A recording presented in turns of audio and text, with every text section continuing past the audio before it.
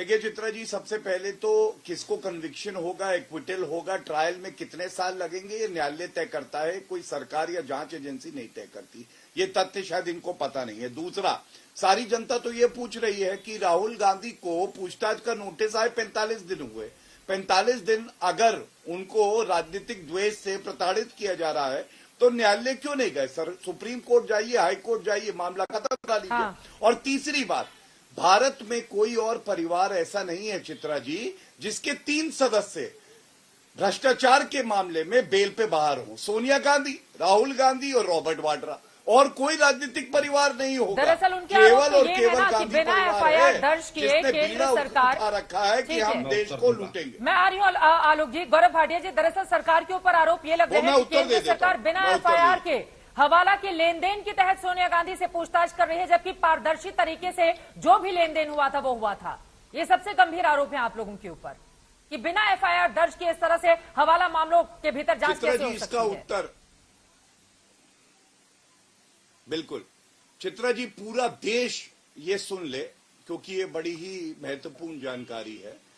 420 का केस चल रहा है और मनी लॉन्ड्रिंग एक्ट में शेड्यूल्ड ऑफेंस होता है। उसके तहत प्रिलिमिनरी इंक्वायरी भी होती है और उसके बाद पूरी जांच भी हो सकती है और पूछताछ भी हो सकती है। इस केस में भी नियमों का पालन हो रहा है, लेकिन इनको डर ये लग रहा है कि अगर पूछताछ होगी तो हम बताएंगे क्या, क्योंकि ये तो सच्चाई है कि इन्होंने हजारों करोड़ का घोटाला किया। प्रोटेक्स कंपनी कौन थी जिसने 1 करोड़ का लोन दिया? इस पर जवाब दीजिए आलोक शर्मा जी। ये सवाल। और 2000 करोड़ के इनके असेट थे 90 करोड़ में ट्रांसफर हो गए। ठीक है आलोक शर्मा जी, सवाल का भी जवाब दीजिए। और चूंकि राहुल गांधी का जो सबसे लेटेस्ट ट्वीट है उसको मैं पढ़ते हुए आपसे मैं सवाल लेना चाहूंगी। उन्होंने लिखा है, तानाशाही देखिए, शांतिपूर्ण प्रदर्शन करने नहीं दे सकते, महंगाई और बेरोजगारी पर चर्चा नहीं कर सकते, पुलिस और एजेंसियों का दुरुपयोग करके हमें गिरफ्तार करके भी कभी चुप नहीं करा पाओगे, सत्य ही इस तानाशाही का अंत करेगा। सर, मैं आपसे जानना चाहूंगी, 17वीं लोकसभा में कुल 76 बार सवाल पूछे हैं लोकसभा के भीतर राहुल गांधी ने। महंगाई पर कितने सवाल पूछे हैं?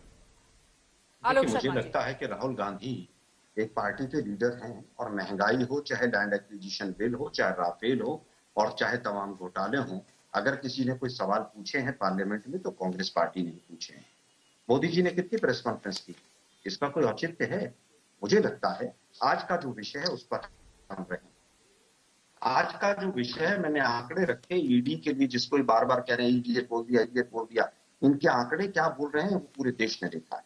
दुर्भाग्य ये है कि 10 साल बाद भी बीजेपी सत्ताधारी दल के प्रवक्ता कहते हैं कि प्रिलिमिनरी इंक्वायरी चल रही है। चुल्लू भर पानी में बीजेपी को डूब नहीं मरना चाहिए। 10 साल से आप प्रिलिमिनरी इंक्वायरी कर रहे हैं, फिर आपसे सवाल भी ना पूछे जाएं कि आप एजेंसियों का दुरुपयोग कर रहे हैं। 10 साल के बाद प्रिलिमिनरी इंक्वायरी होगी। इसके बाद 1 मिनट में मैं थोड़ी सी बताना चाहता हूं। मुकुल रॉय, शुभेंदु अधिकारी, हेमंत बिश्व शर्मा, नीतीश कुमार, शरद पवार, अशोक गहलोत, इनमें से जिन जिन लोगों ने आलोक शर्मा जी, अब किन किन लोगों ने बीजेपी ज्वाइन की, क्या की? ठीक है, मैं लौटूंगी इस पर। बिल्कुल मैं लौटूंगी सर। आलोक जी, मैंने भी आंकड़ों के साथ ही आपसे सवाल पूछे हैं।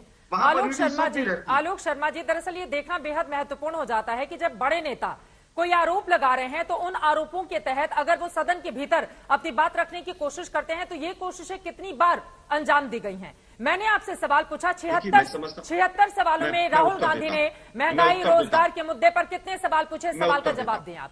मैं उत्तर देता हूं। पिछले 4 दिन से 5 दिन से, जब से संसद का ये 18 तारीख से सत्र के जितने भी वर्किंग डे आए हैं, हाँ। रूल 267 में तमाम लोगों ने, तमाम सांसदों ने कहा कि चर्चा कराइए। बीजेपी क्यों नहीं कराती? जीएसटी पे चर्चा क्यों नहीं कराती है बीजेपी? आप ये देखिए, पूरे लोकतंत्र को बंधक बनाकर चल रहे हैं। सड़क पे आप प्रदर्शन नहीं कर सकते, आरटीआई लगाएंगे, इनके खिलाफ जवाब नहीं आएगा। जजों के यहाँ पेगासस लगा देंगे ये। ठीक है। सीबीआई के कार्यालय को रात को 2 बजे घेर लेंगे। गौरव भाटिया जी, जवाब दीजिए आप इस पर। ठीक है, इससे ज्यादा कहीं पर तानाशाही हो सकती है। माने राहुल गांधी जी ने आज बिल्कुल सही कहा है। मैं पूछना चाहता हूँ, रमन सिंह के बेटे का क्या हुआ? ठीक है, देखिए मेन मुद्दे पर रहते हैं ना आलोक शर्मा जी। देखिए, मैंने पूछा कि आप मेरे साथ 2 और मेहमान बने हुए, तो मैं फौरन आपके पास आ रही हूँ, माधव आनंद जी आपके भी पास आ रही हूँ। आलोक शर्मा जी नहीं जाते हैं वहां पर, वर्तमान में रहते हैं ना। इस साल राहुल गांधी ने कितने सवाल पूछे? मेरे पास उन 76 सवालों की पूरी लिस्ट है। मैं आपसे पूछ रही हूँ आलोक शर्मा जी, महंगाई और रोजगार इतना बड़ा मुद्दा, हर बार आप लोग घेरते हैं, क्यों नहीं सवाल पूछते हैं संसद के मुद्दे पर? क्यों नहीं संसद में पूछते हैं? 76 सवाल अगर पूछने का मौका मिला है तो कितने सवाल पूछे? वही तो मेरा सवाल है। मैं आपको देती हूँ जवाब सर, मैं आपको देती हूँ जवाब, लेकिन उसके पहले गौरव भाटिया जी, एक सेकेंड सर, मैं लौट रही हूँ आपके पास। सही है आपकी बात, सही है आपकी बात। अब देखिए आलोक शर्मा जी, अब मुझे लगता है मीडिया पर चर्चा कराना हो तो किसी दिन टॉपिक डिसाइड कर लेंगे, लेकिन अभी कांग्रेस पार्टी सड़क पर संघर्ष कर रही है, मुद्दा गंभीर है, आपका मुद्दा हल्का हो जाएगा, आप मीडिया हाउस पर चर्चा करेंगे तो प्लीज सर एक सेकंड। मोदी जी आलोक शर्मा जी, क्या आप कांग्रेस पार्टी जो सड़क पर उतरकर इस वक्त संघर्ष कर रही है, क्या आप चाहते हैं वो टॉपिक हल्का हो जाए? क्या आप मीडिया हाउसेस के बारे में चर्चा कराना चाहते हैं या कांग्रेस पार्टी पर चर्चा करने के लिए आए हुए? लेकिन मीडिया हाउस, मैंने आपसे महंगाई और रोजगार पर सवाल पूछ लिया कि कितने सवाल पूछे, आपके नेता ने कोई जवाब नहीं आपके पास। गौरव भाटिया जी, क्यों नहीं चर्चा करने देते हैं उन लोगों को? एक सेकेंड सर, पूछ ही रही हूँ बैठाकर, और पूरा देश देख रहा है, इस तरह के आरोप कम से कम यहाँ पर मत लगाइए। गौरव भाटिया जी, क्यों नहीं लोगों को महंगाई और रोजगार पर चर्चा करने देते हैं आप लोग?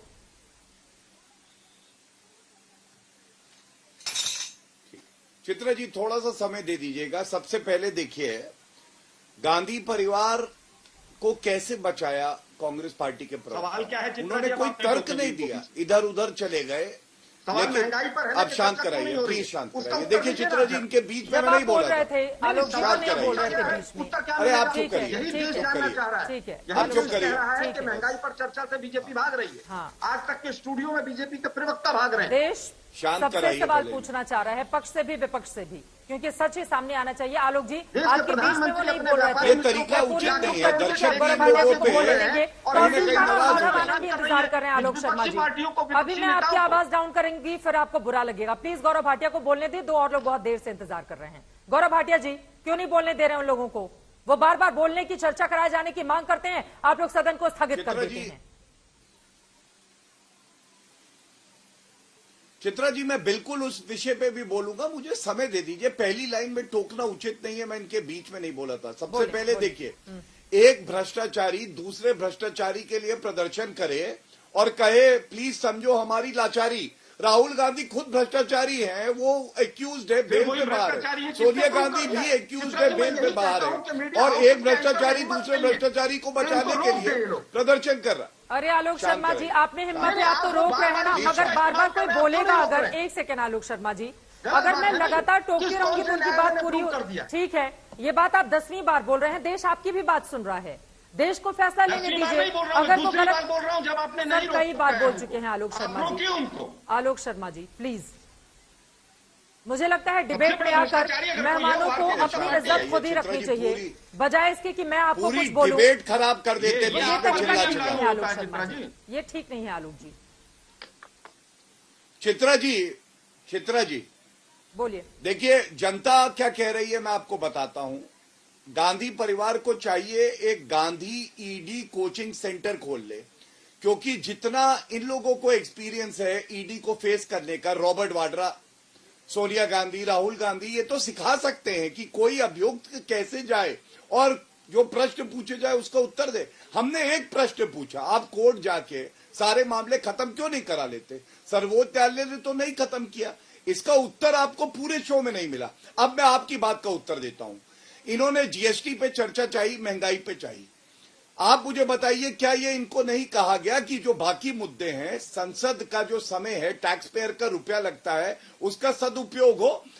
जो वित्त मंत्री है निर्मला जी, वो जब स्वस्थ हो जाएंगी वो इस पे भी चर्चा कराएंगी। लेकिन सत्य ये, जीएसटी काउंसिल में ग्रुप ऑफ मिनिस्टर जो है, इनके सदस्य थे, राजस्थान के मंत्री थे, वहां पे तो इन्होंने हाँ कर दिया और बाद में विरोध कर रहे हैं। ये कैसा दोहरा चरित्र है। ठीक है, ओके। महंगाई की बात करते हैं, इनके समय में 11-12% इन्फ्लेशन था, अब 6% है, 5.5% है, औसतन 4% रहा है। ठीक है। पेट्रोल सबसे महंगा राजस्थान गंगानगर में है। आप मुझे बताइए, ये लोग किस मुंह से चर्चा करेंगे? डेस्क पे खड़े होना, वहां पे फाइल फेंकना कुर्सी के अध्यक्ष के ऊपर, ये तो चर्चा नहीं हो सकती ना।